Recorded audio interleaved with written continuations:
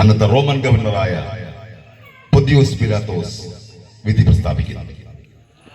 മോചിതനായ ബറാബാസിന്റെ പ്രതികരണമാണ് ഞാനിവിടെ മോണോആക്ട് രൂപേണ അവതരിപ്പിക്കുന്നത്. ആദ്യം മൽക്കൂസ് ബറാബാസിനോട്, ബറാബാസേ, നീ സ്വതന്ത്രനായിരിക്കുന്നു. നിനക്ക് പകരം നസ്രായനായ യേശുവിനെ ക്രൂശിക്കാൻ തീരുമാനിച്ചിരിക്കുന്നു. എന്താ? സാധ്യമല്ല, ഇത് ഞാൻ അനുവദിക്കില്ല. കുറ്റവാളിയായ എന്നെ വിട്ടയച്ചിട്ട് നീതിമാന്മാരിൽ നീതിമാനായ ക്രിസ്തുവിനെ ക്രൂശിക്കോ? മൽക്കൂസേ, ഇതിന് പിന്നിൽ ആ കള്ളൻ കയ്യഫായുടെ കളിയാണ്. ഞാൻ കയ്യഫായെ കണ്ടു മടങ്ങി വരാം.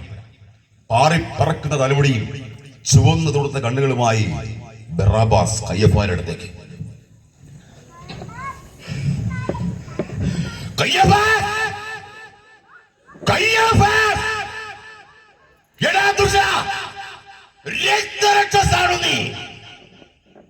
നീതിമാന്മാരുടെ രക്തം മുട്ടി കുടിക്കുന്ന രക്തരാക്ഷസ്, ഈ കൈ നോക്ക്. ഒരു കൊലപാതകവും കൂടി ചെയ്യാനും ഈ കൈക്ക് ധാരാളം ശക്തിയുണ്ട്. അതും നീ മറക്കരുത്.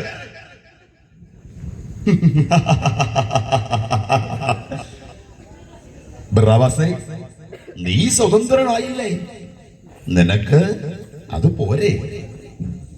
ഇല്ല ഇല്ല, കൊടും കുറ്റവാളിയായി ഞാൻ രക്ഷപ്പെട്ടിട്ട് നീതിമാന്മാരിൽ നീതിമാനായ ക്രിസ്തു മരിക്കോ? ഇത് ഞാൻ അനുവദിക്കില്ല.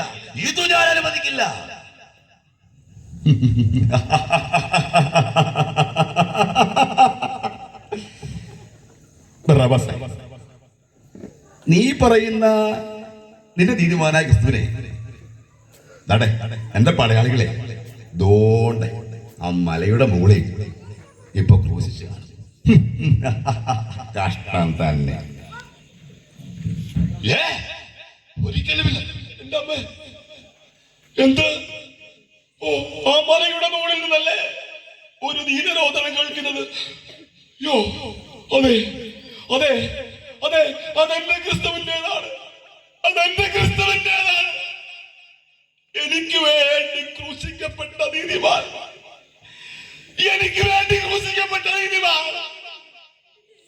ക്രിസ്തുവേ, മാപ്പ്. ഇതോടുകൂടി എന്റെ എളിയ മോണോആക്ട് ഇവിടെ